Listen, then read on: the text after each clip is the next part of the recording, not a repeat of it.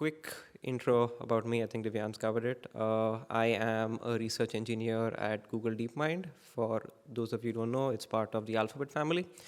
And a couple of people asked me this question today morning. They don't know that we have an office here in the Bay Area. So I'm actually an hour away down in Mountain View. So if you're around the region, want to say hi or grab a coffee, I always love to chat. And I'm specifically part of DeepMind's applied group, where we look at taking some of the really amazing cutthroat research coming out of our labs and seeing how we can integrate that in real world applications. So, if you use YouTube, Google Cloud, Google Play, there's a chance that part of it is some of the technologies developed by our group at DeepMind. And today I'm going to be talking about something slightly different. It's not LLMs and other new crazy stuff, really cool stuff. We'll be talking about how we use reinforcement learning for controlling and optimizing the cooling systems of commercial buildings. I'm going to be talking about like multiple years worth of work, and I have like just short of 20 minutes now. So I'm going to be giving you the 10,000 view kind of chat. But if you have questions towards the end, we have 5 minutes, and I'll also be around today if you want to talk about that. Oops, sorry. I have to move the pointer for my notes and for this too.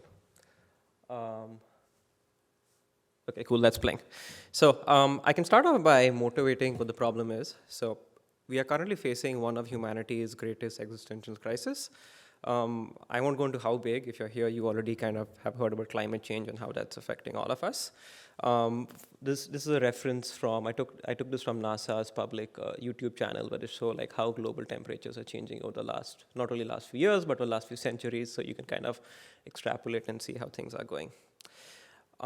It's an area where we are fast approaching an inflection point, and beyond which, we might be at the point of, irreversible damage. So it's something which we do need to take seriously and find ways to make our practices today more sustainable. Oops, sorry. So there are multiple sources that lead to global carbon emissions, and we can just go on and on talking about them. But today, for the purpose of today's talks, we'll be talking about industrial systems. If you look at the sector as a whole, they account for 34% of greenhouse gas emissions, and they increased energy consumption by 1% annually. So there are two key bits here, right? They use a large percentage of overall energy consumption, but it's also growing year on year. So you can kind of see why there's a big need for more sustainable practices in the subsphere. And there are multiple angles and ways, and different levels as well at which you can tackle, right? From the top down all the way to like micro adjustments you can make. But since we are in this summit, we are going to be talking about a deep learning based way on how we can actually reduce this. A simple example, a high level thought would be like, for example, if we can use machine learning systems to kind of like be embedded in these commercial industrial systems. I'll be using the term HVAC a lot. It basically means heating, ventilation, air conditioning, and cooling, sorry, but I'll be talking about the cooling part of it. But if we can embed these sort of like ML agents within these HVAC systems, we can see if there are ways to optimize them for reducing the amount of energy while producing the same amount of cooling or whatever metric the end user might have. This has a dual advantage of not only like reducing the impact on our climate and reducing greenhouse gas emissions, but it also helps building operators save money, save operational expenses by cutting down a large chunk of power used by them. So I think most people would be in line in finding more creative ways in which you can make these systems more and more efficient. And I cheated a bit, so I kind of made it look like the problem's unsolved, which I guess it usually is. But there have been some solutions, like a lot of industrial organizations have been working towards this broader effort. And if you saw a few months ago, if some of you would have seen this or not, we actually shared 3 of our papers at the NeurIPS RL and Real World workshop, and this was covered by the media as well, where we showed how we could use our RL agent. The name's pretty cool. It's called Be Cooler. For controlling the cooling systems of 2 industrial buildings, I think, in the United States, by up to 10%. And yeah, we're happy to release that work more broadly. We had partners in Google Cloud and industry partners as well. But today's talk is not going to be on this because you can go online and read this article. I'm going to talk to you about the hidden insights and the amount of effort it took to actually develop this, for developing such the infrastructure, the reinforcement learning research, or everything that went in to actually support such a mission for us.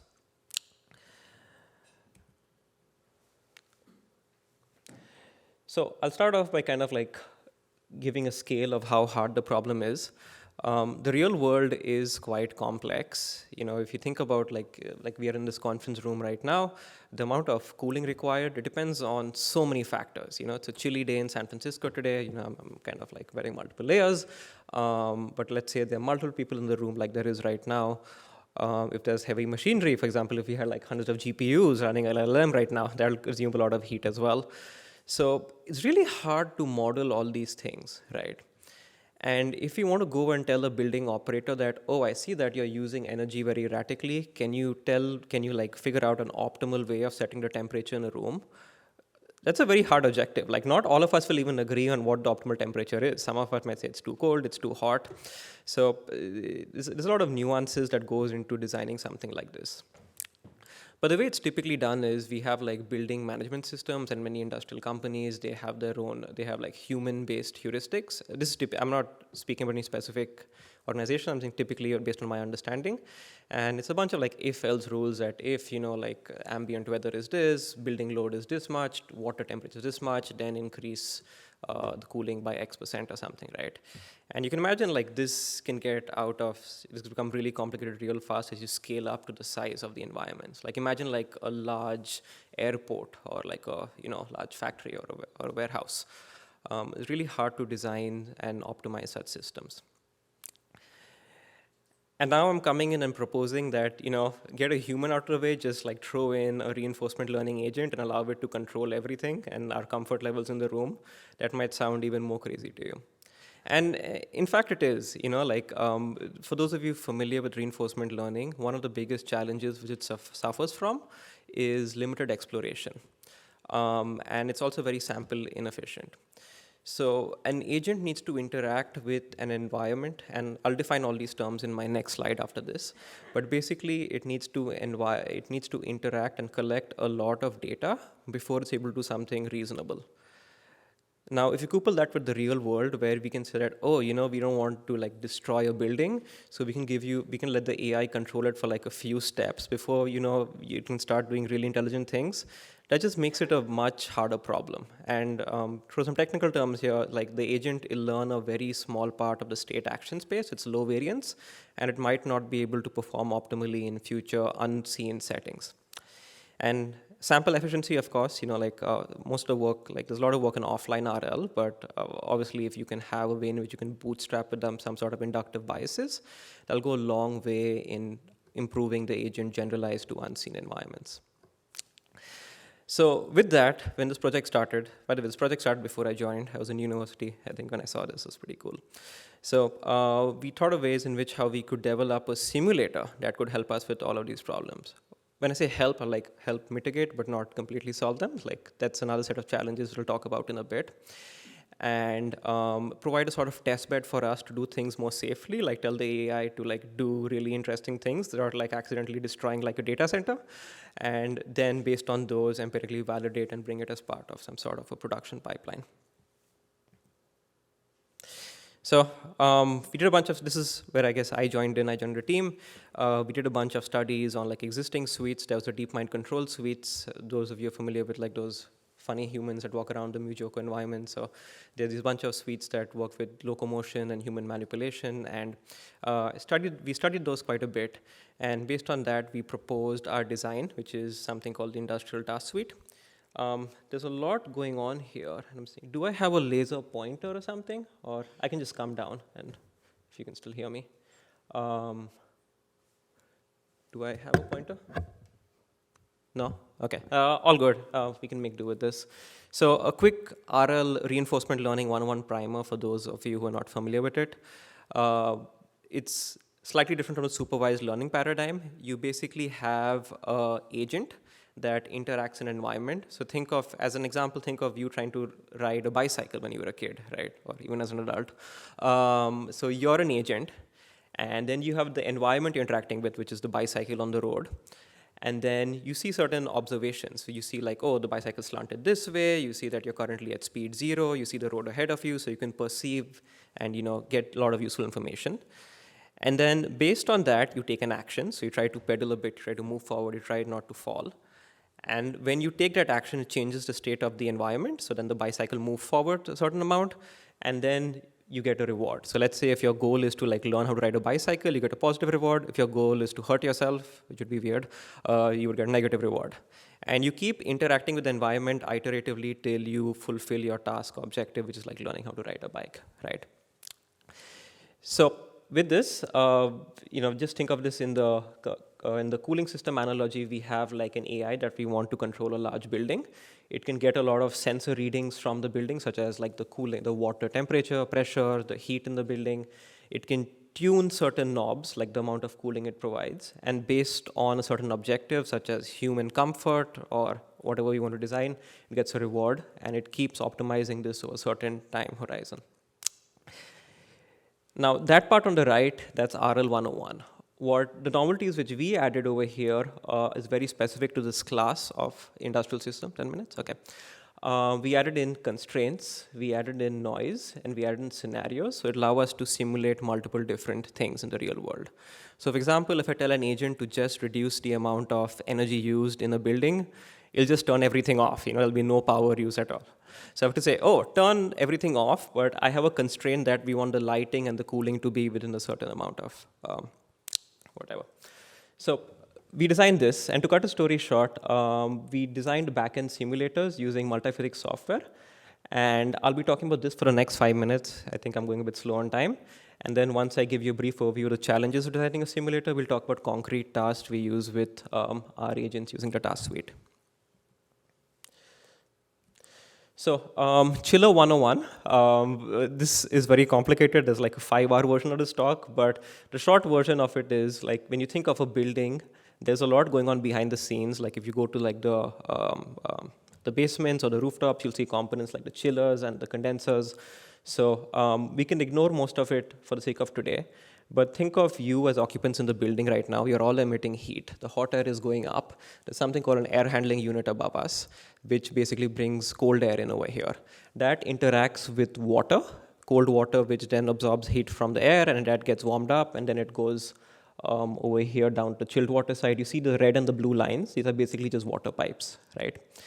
And so you have like a lot of interactions of like water with these mechanical devices, such as what you see here, the HEX, heat exchanger, the chiller, the condenser, the cooling towers, those weird things you see on top of buildings. So we wanted to simulate all of this to plug in our reinforcement learning agent, right? This would be pretty complex to do.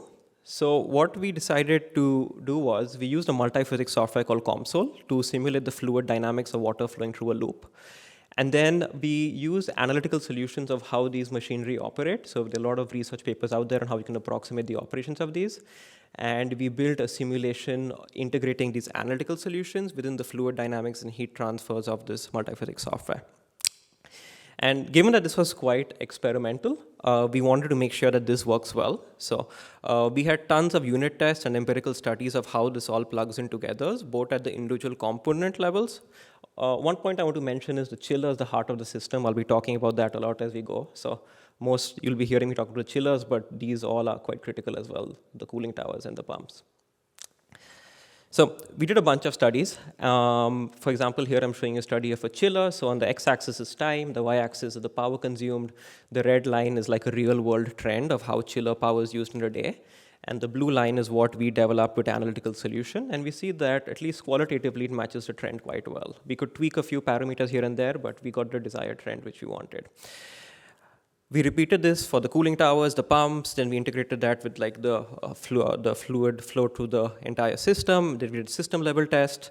And then at the end of the day, we managed to, well, maybe 6 months later, we managed to build a simulation of the entire system where we could like change many parameters and see it behave in the way that really mimics the real world. So these are beautiful, pretty GIFs. Over here, just like different physical parameters, just pressure, velocity, and temperature, water flowing through different parts of the cooling systems. Those 6 diagrams you see on the left. And on the right is a mock dummy reinforcement learning agent which we plugged in just to integrate it in the system and control certain parts of it.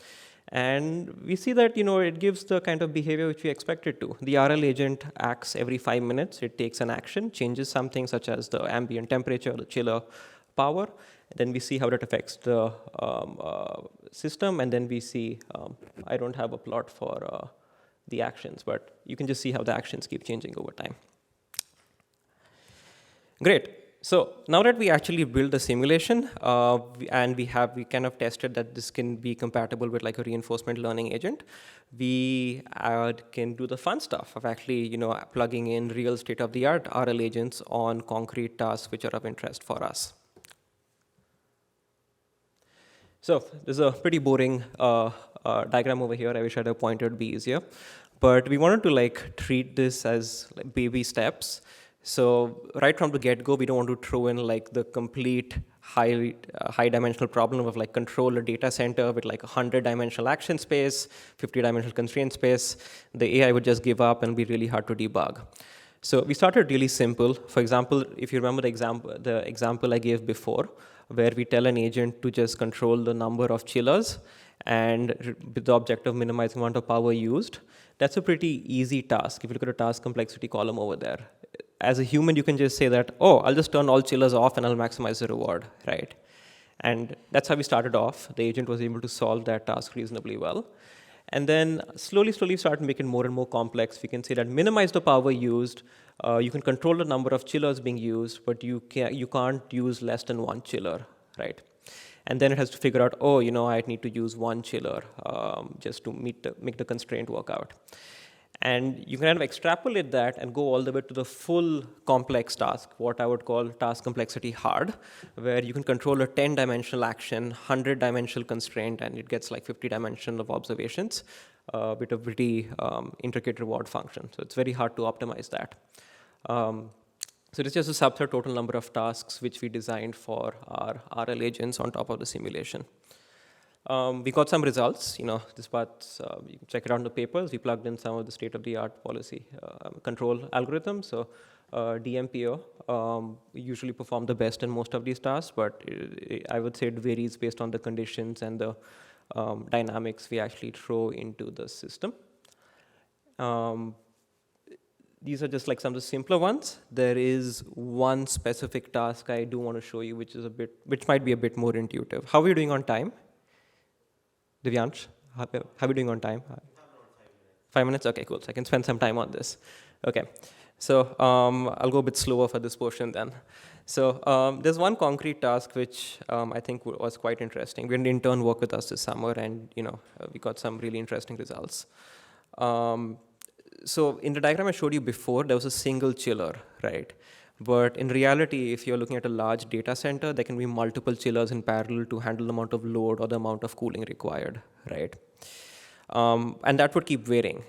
Sometimes you need 2 chillers, sometimes you need 1 chillers. It just depends on the dynamics of the day. Chillers are mechanical, physical machines, and they come at all the drawbacks of being so. Repeated use causes wear and tear, and some modes of operation cause that more than the others. And we shouldn't be turning them off and on and off too frequently, right? First of all, mechanically, that can cause a lot of, they have limited life use, and that can cause a lot of wear and tear. And frequent switching could degrade the operating conditions, leading to long-term damage. But the second point, which might not be as well known, is the inefficiencies in ramping. If you keep turning it on and off, it takes a period of approximately, I think, 10 to 15 minutes to properly ramp up. So if you want to turn on a chiller, wait for 10 minutes for it to provide the amount of cooling you desire it to. So a lot of energy is spent, a lot of inertia is there in like getting it to move from this on and off state as well. So this is quite useful. So instead of having what we see here on the left, where we just keep switching them on and off, we want more smoother, more gradual shifts. It's like, those of you who drove manual cars, you don't want to keep changing your brakes too fast. Changing your gears too fast. So we decompose that into a problem objective where we want to do 3 things. We want to minimize the energy used as before. We want to maintain the temperature. You can ignore the specific value, but maintain a temperature within a certain range. And you want to balance the load within each chiller to minimize the wear and tear. And there's an obvious weighting between this. It just wasn't obvious to me back then. But you can also weight how much you care about one over the other. So we define this as a reward for a reinforcement learning agent. Oops. Okay. And we use something called hierarchical reinforcement learning, where we can kind of make it simpler for the agent to solve the task. So you have a high-level agent, I think it's called a manager-worker architecture, where you give it like the high-level goal of all the 3 objectives I showed you before. And then the high-level agent acts very infrequently. It's in control of turning the chillers on and off. But it also invokes the low-level agent that acts in the environment more frequently. So for example, the high-level agent works every 1 hour, it turns a chiller on off, whereas a low-level agent works every 5 minutes and makes more finer-grained adjustment to the temperature of a chiller. So a chiller can be turned on and off, and you can also control how much cooling each chiller provides. So the low-level agent takes care of that more finer operation. So the idea is like the high-level agent plans more into the future, whereas the low-level agent is more short-term. So the TLDR is, using hierarchical reinforcement learning on a simulation, we saw that hierarchical reinforcement learning performs better than the baseline, and the task suite allowed us to conduct this experimentation. There are a few challenges. I think I'm out of time. I think the most obvious one would be the sim to real. Transforming the results we saw in the simulation into the real world is an area itself. We can talk about it later. I skimmed through a lot of this. If you have more interest in learning about our stuff, you can look at our 3 papers over here. Yeah, feel free to contact me. I'll also be around for the rest of the day if you have any questions on our work. Thank you.